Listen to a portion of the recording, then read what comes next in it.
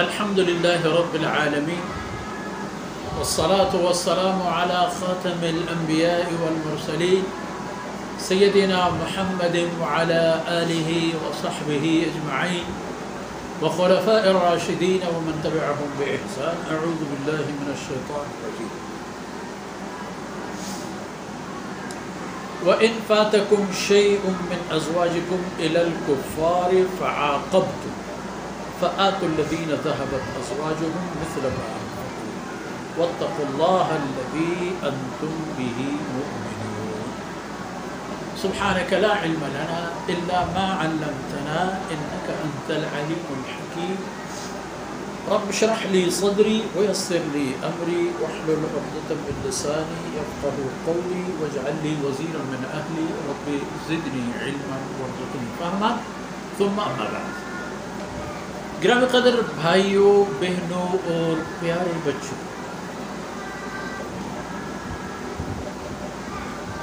ان آیتوں میں مجموعی طور پر وہ حالات زیر بحث آئے جب ایک کنبے میں جدائی آ جائے دین کی بنیاد پر. بنیادی بات یہیں سے لے لیں. بیوی اسلام قبول کرے اور شوہر کفر پر رہے تو ان صورتوں میں خود بخود ان دونوں میں جدائی ہوتی ہے بغیر کسی کورٹ اور کچہری کے.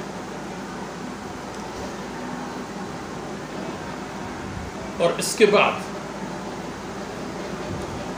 اگر مسلمان خواتین، یہ باتیں تو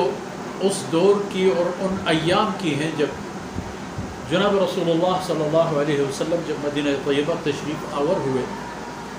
اور صحابہ کرام نے ہجرت کی اور یہاں اپنے آپ کو پہنچا دیا، اور ان مہاجرین میں کچھ خواتین بھی ایسی شیردل خواتین کہ جنہوں نے اللہ کے لیے اپنے سب کو چھوڑ دی اور اپنے آپ کو مدینہ طیبہ پر پہنچا اللہ کی امان اور حفاظت.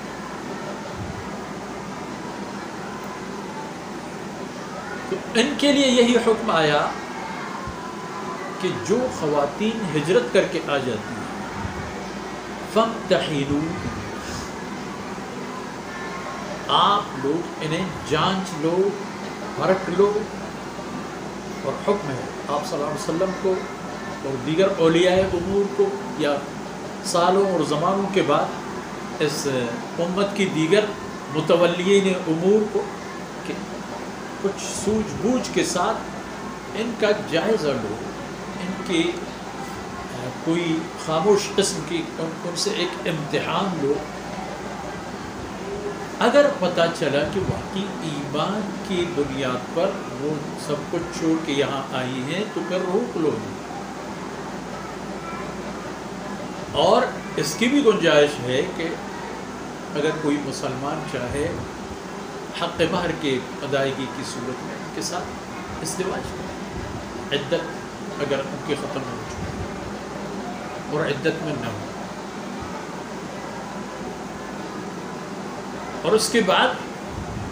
یہ بات آ گئی کہ اگر خدا نہ کرے کوئی ایک آدھ خاتون مسلمانوں میں سے مرتد ہو جائے، کافر ہو کے کفار کے صف میں چلا جائے، تو اس آدمی کو اس خاتون کے پر اس نے جتنے مال خرچ کیے ہیں وہ انہیں ملنی چاہیے. اور اسی طرح اگر کافروں کی خواتین میں سے کوئی اسلام قبول کر کے آ جائے اور امت میں شامل ہو جائے تو اس کافر نے جتنا کچھ مال خرچ کیا ہے اس پر اس کی یہ مال اور اسلام انہیں فراہم کیا جائے. تو یہ ایک دیگر اصول. اور ایک قانون یہ قرار پایا کہ وَلَا تُمْسِكُوا بِعِصَمٍ كَوَافِرٍ،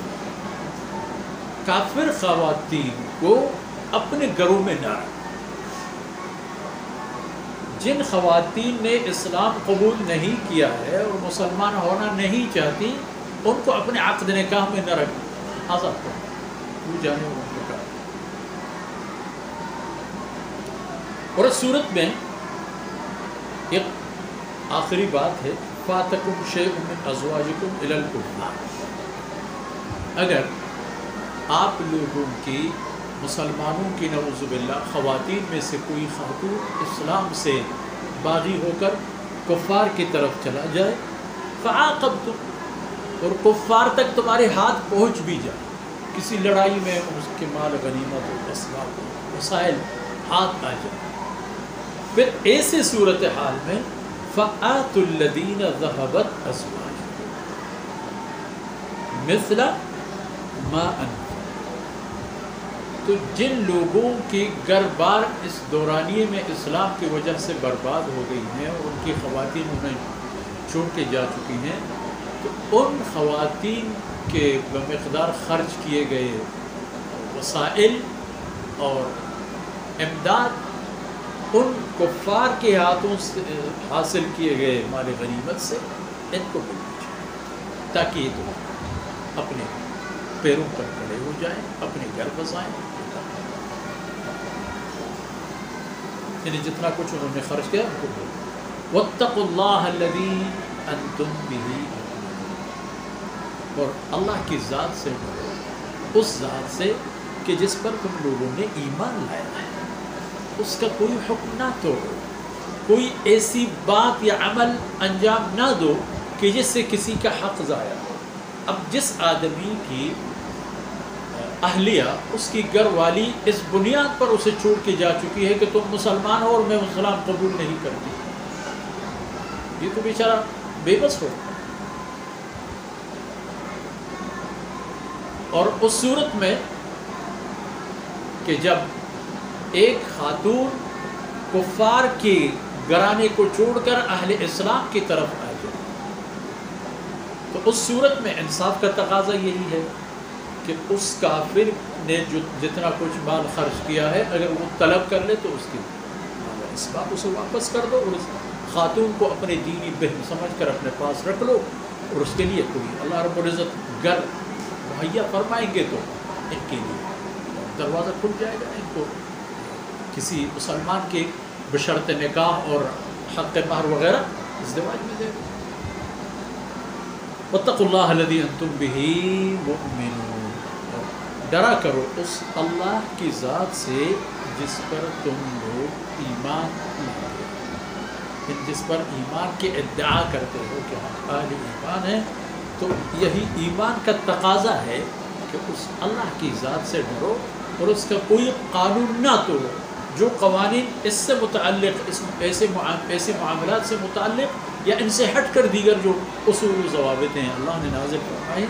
ان قوانین پر چلا ان کی رعایت کر لیا کرو، دین و دنیا کی نفع اور خیر اسی۔